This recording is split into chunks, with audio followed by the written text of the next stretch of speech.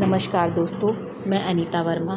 आज हम एक ज्ञानवर्धक कहानी के बारे में बात करेंगे। एक शहर में दो ब्राह्मण पुत्र रहते थे। एक गरीब था तो दूसरा अमीर। दोनों पड़ोसी थे। गरीब ब्राह्मण की पत्नी उसे रोज ताने देती और झगड़ती।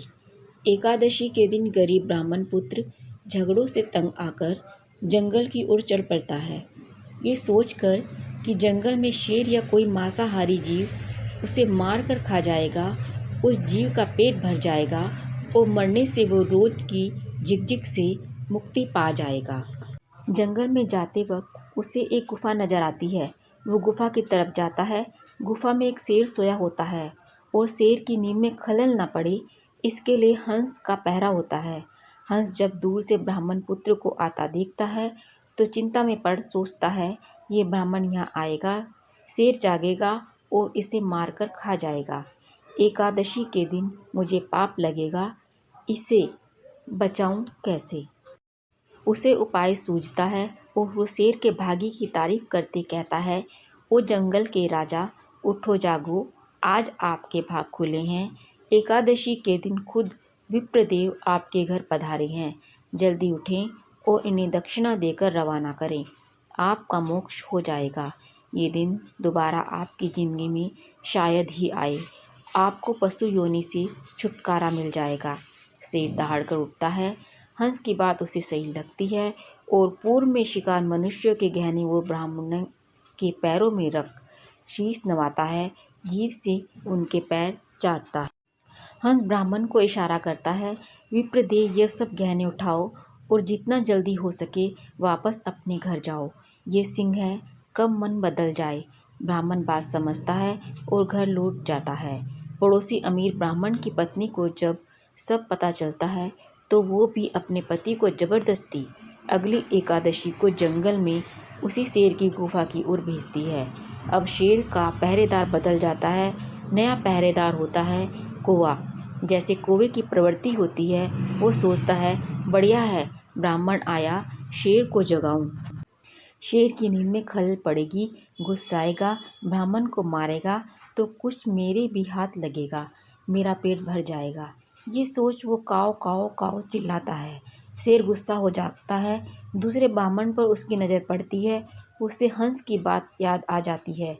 वो समझ जाता है कौवा क्यों काव काव कर रहा है।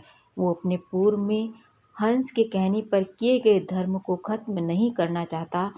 फिर भी शेर शेर होता है, जंगल का राजा। वो दहाड़कर ब्राह्मण को कहता है, हंस उड़ सरवर गए और अब काग गए प्रधान, तो विप्र थारे घर जाओ, मैं किनाहिनी जजमान।